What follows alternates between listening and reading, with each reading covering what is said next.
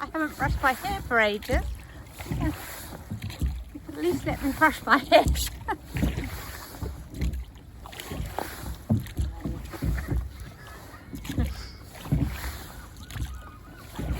I'm just practicing. You haven't got your bikini on, I know, but you know, we never know. With a jacket, you might just capture that older viewer. I don't think so. Don't put them off their breakfast.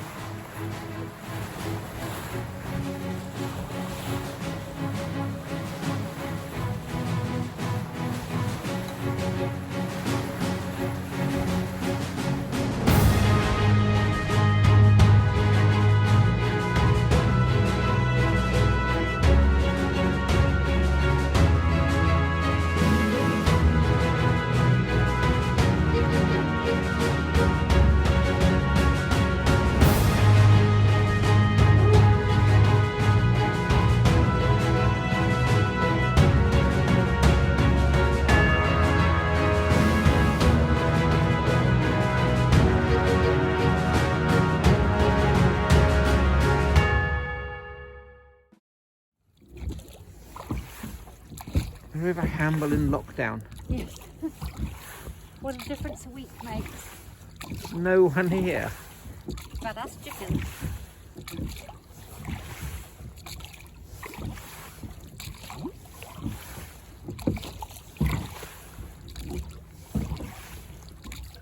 At least it stopped raining. Yeah, it was only spitting.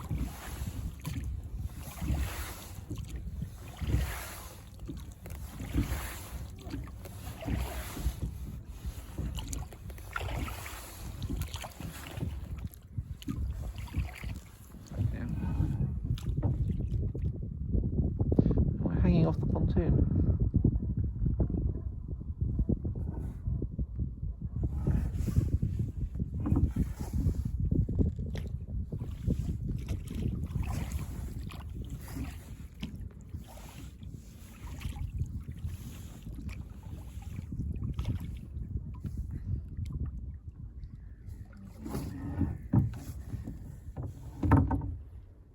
That's it.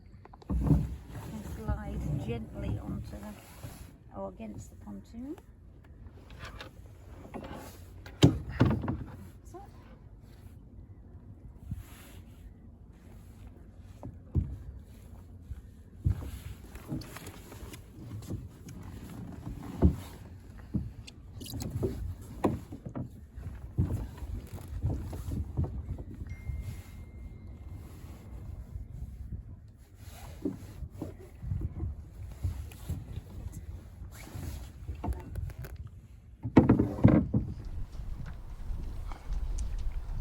So, just going to give you a quick tour of the boat. It's a beautiful winter's day. The sun is shining, the skies are blue, and the temperature's not very cold. That noise you can hear is the heater running. So we have a diesel heater on board that keeps it nice and warm.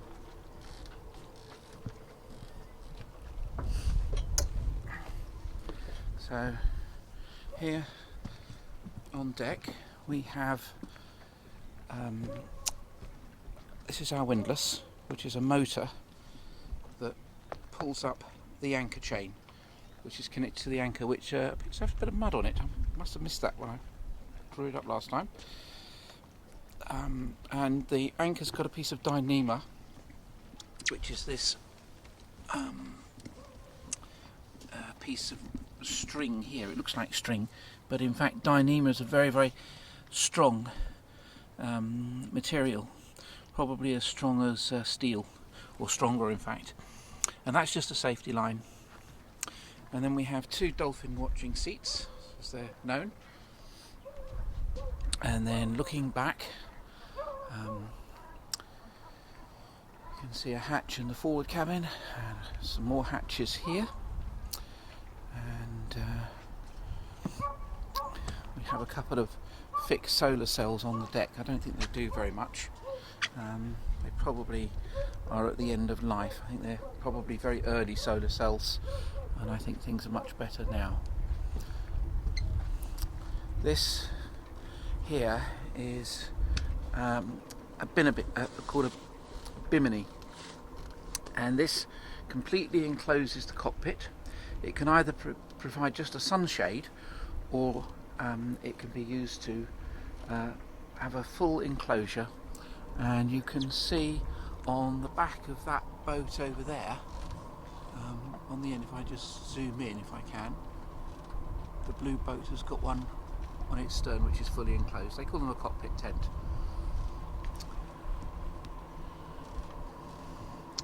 This is our tender,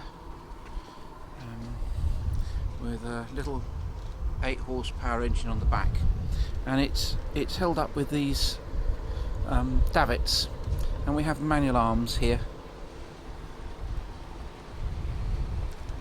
to wind it in and out.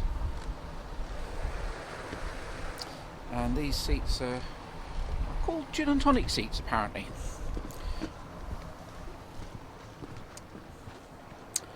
So we have a beautiful polished table here, which I'm not going to uncover this winter's day. And now we're going to go below. So I'm going to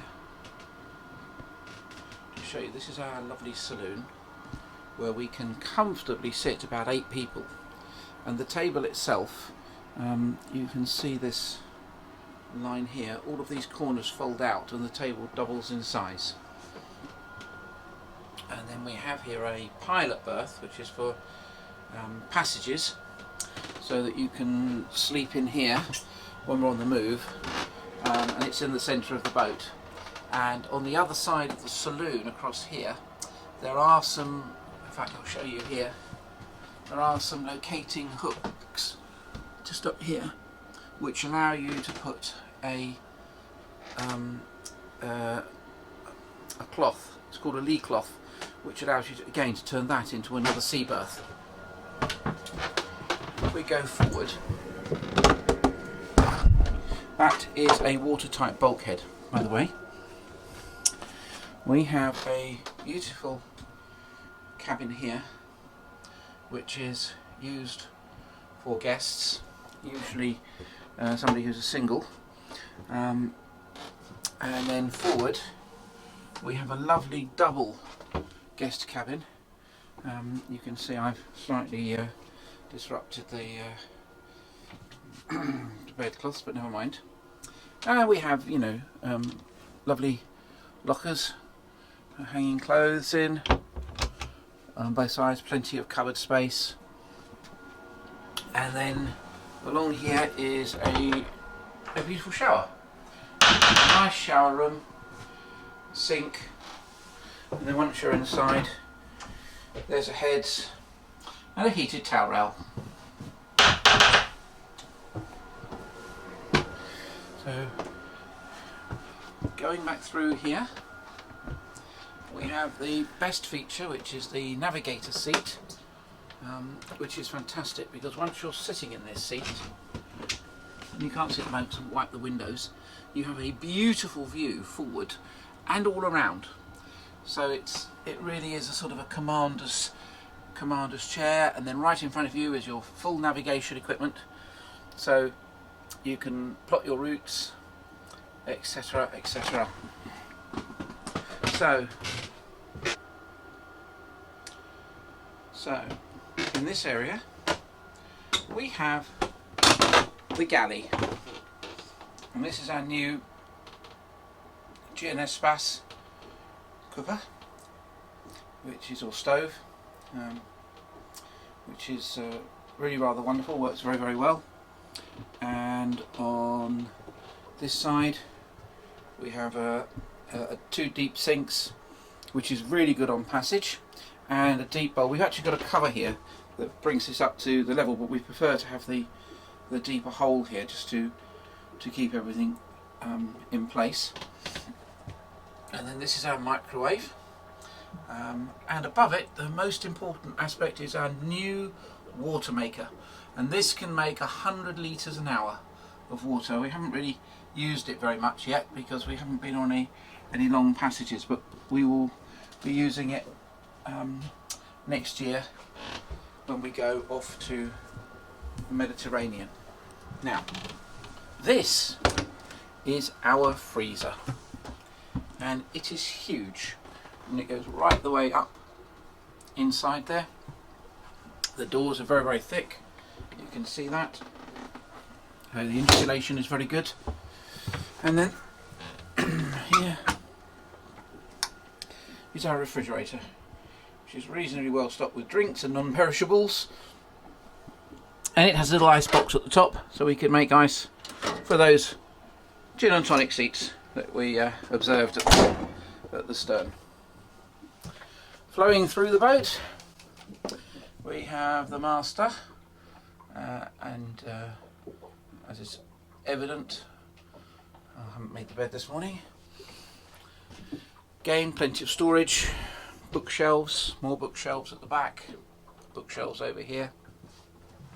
And then in here we have the master bathroom, or heads as we call it. And then in here we have a surprise. And this is a washing machine where Linda can do her washing, which is much easier than in the old days when Linda would have to go to the laundrette and take her washing with her and either wait or return when it's finished. And of course, using a laundrette in a marina sometimes means that you have to wait your turn. And this is the engine room. And that is a big engine. It's 160 horsepower Yanmar. And there's various bits of equipment in here. On this wall, this is the actual gubbins for the water maker. And down here, that is the compressor. And over here, these are water separators. They're called rack-ons, and they pass the fuel through, or the fuel passes through them, and then what it does, if there's any water, the water collects at the bottom of this bowl, this glass bowl, and the clean fuel is then brought out through the top, which then goes off to the engine. And you can run them, you can run it through this one, or you can turn that handle and you can run it through that one, or you can pull it evenly from both, or you can turn it off. I don't recommend off